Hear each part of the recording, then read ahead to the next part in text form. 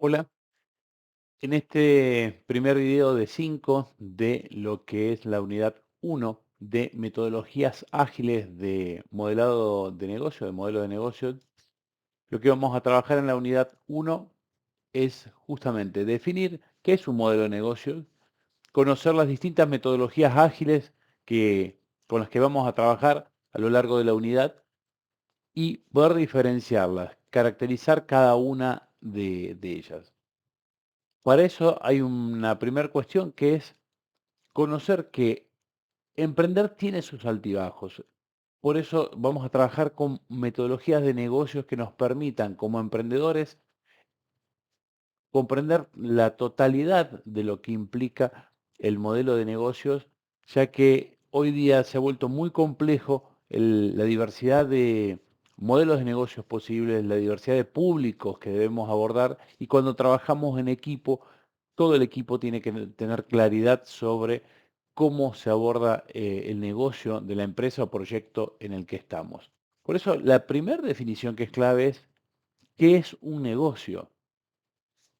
Cuando estamos hablando de videojuegos, por ahí eh, nos quedamos pensando, ok, es una cuestión que tiene que ver con las ventas, que tiene que ver con hacer plata, que tiene que ver... Bien, cuando vamos a la definición, es justamente el negocio es una actividad económica que busca tener principalmente a través de venta o intercambio de productos o servicios que satisfacen a un cliente rentabilidad, ganancia. Es central que justamente el principal objetivo es la obtención de riqueza económica. Esto es clave porque es el objetivo de una empresa. Hoy existen otro tipo de variables que se consideran empresas de triple impacto, donde la cuestión tanto de contexto y ambiental se consideran, pero esencialmente estamos hablando de una definición que nace en que negocio es negar el ocio, es aquello que no es ocioso, aquello que nos genera una renta. Por eso lo que no sea así, y puede ser un modelo de organización, están las organizaciones sin fines de lucro, que justamente tienen otro objetivo. La empresa y el lucro son objetivos naturales, digamos, el lucro es un objetivo natural de la empresa y es el objetivo central de la empresa. Por eso dentro de esto, establecer qué es un modelo de negocio. Bien, acá es donde entran todas las variables que constituyen al objetivo de la empresa que nos permiten la realización de ese objetivo. Y lo que hablamos es de que el modelo de negocio es una estructura conceptual que expresa la lógica empresarial de la compañía o emprendimiento. Básicamente lo que detalla es el método de cómo esa organización trabaja, de qué manera identifica las necesidades del cliente, hablamos de que tiene una propuesta de valor. ¿Qué es lo que ofrecemos? ¿Cuál es el diferencial de nuestra empresa? Justamente, ¿de qué manera realizamos esa creación de valor? ¿Cómo llevamos adelante ese desarrollo? ¿Cómo lo capturamos para que eso se condense en que esa oferta de valor está cumpliendo con un proceso de transformación, algo que lo diferencia del resto, algo que genera una solución, que soluciona un problema? Y de cómo eso llega al cliente, cómo suministramos valor. Todas esas variables son las que hacen al modelo de negocio. Eh, por eso cuando nos decidimos a tener un negocio, hay algo que es clave, porque el entusiasmo inicialmente siempre va acompañado de algo que, ¿cuál es nuestro mayor temor?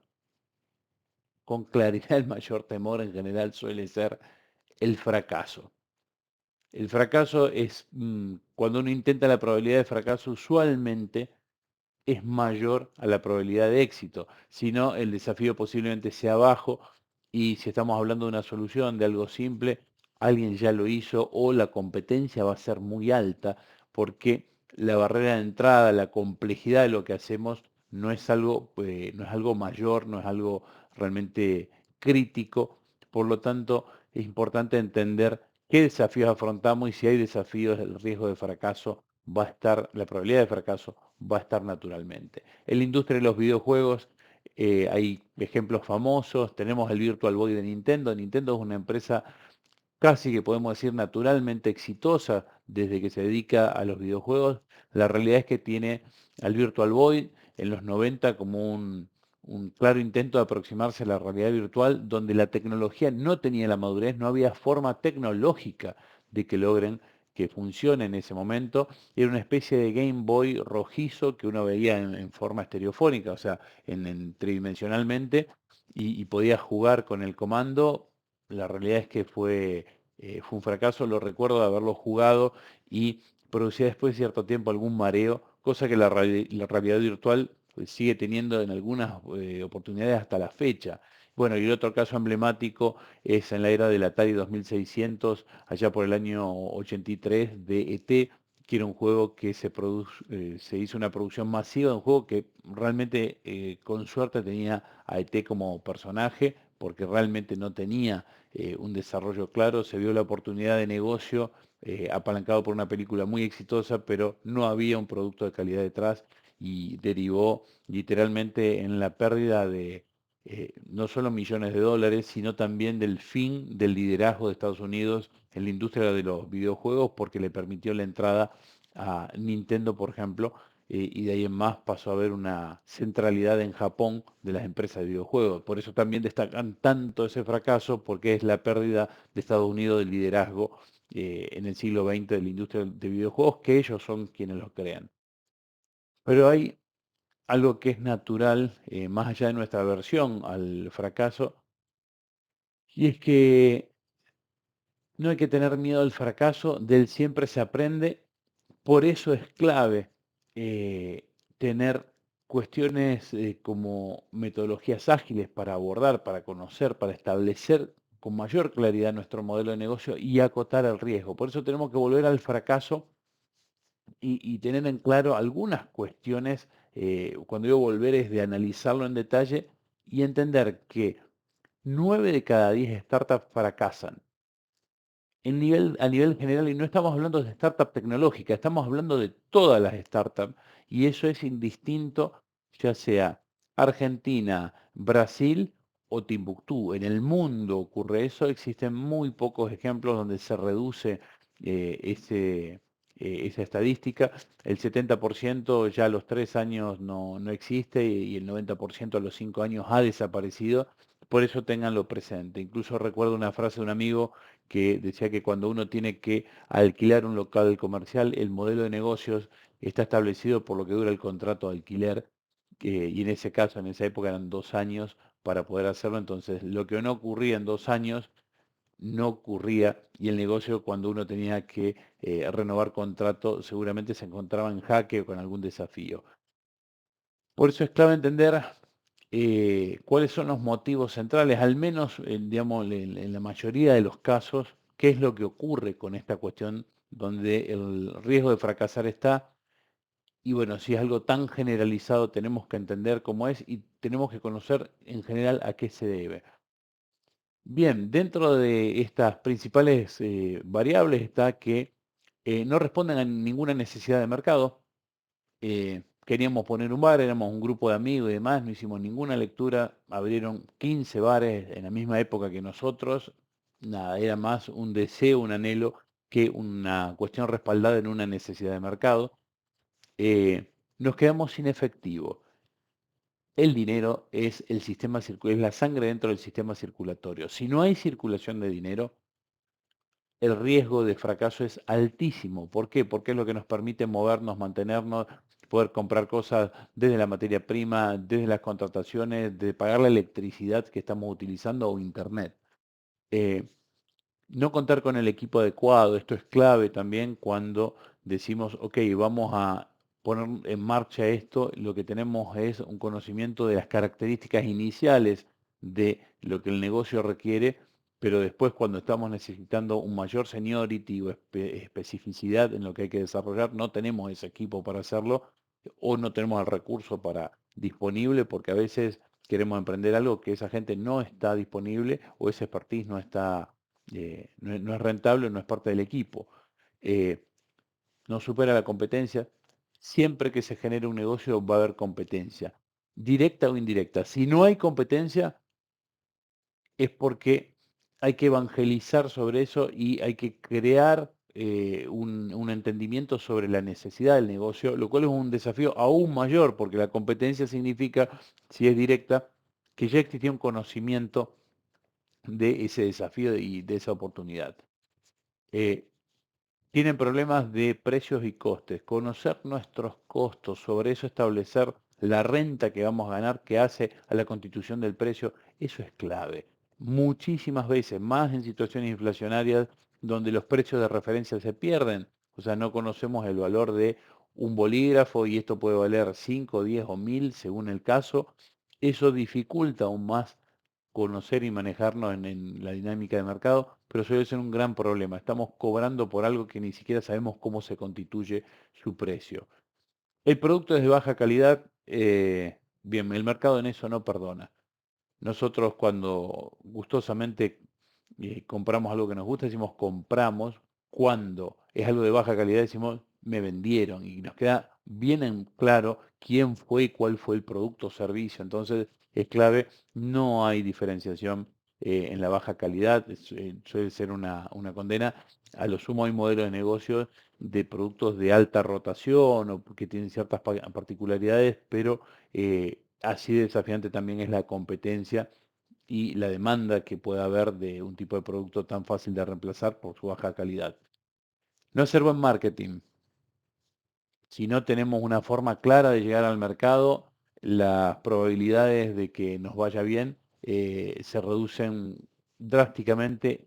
Requiere inversión, requiere una comunicación clara. El marketing es una cuestión muy, muy demandante dentro de lo que es el negocio. Por eso, no hacer buen marketing suele ser una causa muy, muy frecuente que va, si uno quiere tener un kiosco, ubicarlo en una zona de alto tránsito ya nos garantiza que se conozca, que se vea ese negocio. Si lo ponemos en un lugar que no es adecuado, ya incluso el marketing tiene un desafío antes de comenzar. Ignorar a los clientes. ¿Qué dice el cliente? Es clave. Muchas veces estamos más entusiasmados en lo que nosotros pensamos de lo que debe ser ese producto o servicio que lo que el cliente nos está diciendo. Suele hablar con claridad el cliente, la capacidad de la apertura de entender lo que nos está diciendo es otro tema. Y el momento no es el apropiado, el momento es inoportuno para el producto. El timing de mercado para lanzar algo no es lo mismo si quiero vender televisores previo al Mundial de Fútbol que el mes siguiente y todas las promociones, todo lo que tiene que hacer. Bueno, eso es timing de mercado, entender en qué momento querer vender helado en invierno, más allá de que hoy ha dejado de ser un producto tan estacional, no es lo mismo que hacerlo en verano. Abrir una heladería en noviembre no es lo mismo que abrirla en mayo. Entonces es clave entender que todas estas variables van a afectar a nuestro negocio y es muy, muy probable que caigamos en estos lugares porque son los lugares comunes, por eso está tan estudiado, por eso lo estamos conversando. Y justamente dentro de eso, regresando un poco a la teoría de lo que vamos a ver, para modelar nuestro negocio hay metodologías y dentro de las distintas metodologías nos vamos a enfocar específicamente, el objetivo de esta unidad, en las metodologías ágiles. Bueno, ¿qué son esas metodologías ágiles? Son herramientas para encontrar la mejor manera de abordar el modelo de negocio, justamente para que sean flexibles, sean ágiles, nos permitan dar respuesta de manera dinámica a lo que es establecer y reconfigurar el negocio. Y son herramientas. Como están estos métodos, digamos que en los que nos vamos a centrar, pueden existir otros. La metodología ágil tiene la particularidad que en el formato tradicional, que podemos decir en cascada, se va cumpliendo cada etapa donde hay un planteamiento, análisis, diseño, programación y prueba, y ahí, digamos, ya está la puesta en marcha. En el caso de la metodología ágil, esto es iterativo, o sea, hay un planeamiento, se establecen requerimientos, eso se ejecuta y hay una entrega, hay una primera, un producto mínimo viable, un servicio mínimo viable, con eso revisamos qué es lo que estamos recibiendo como retroalimentación y empieza nuevamente la planeación de la priorización de esos requerimientos, la ejecución y la puesta en marcha. Esto es cíclico, por eso se establece como una rueda. ¿Y por qué se ha creado? Se ha creado justamente por la necesidad de dinámica de resultados más rápidos, de poder revisar e iterar, porque siempre trabajamos en base a una hipótesis y poder demostrar o no la validez de esa hipótesis, y en el esquema en cascada, el esquema tradicional y lineal, justamente hasta que el producto no está listo, no podemos validar ni siquiera parcialmente si eso es correcto. La metodología ágil sí lo permite, por eso es un punto central. Dentro de los casos que vamos a estudiar están justamente el Business Model Canvas, Lean Startup y Design Thinking como las metodologías centrales que hacen a esta primera unidad.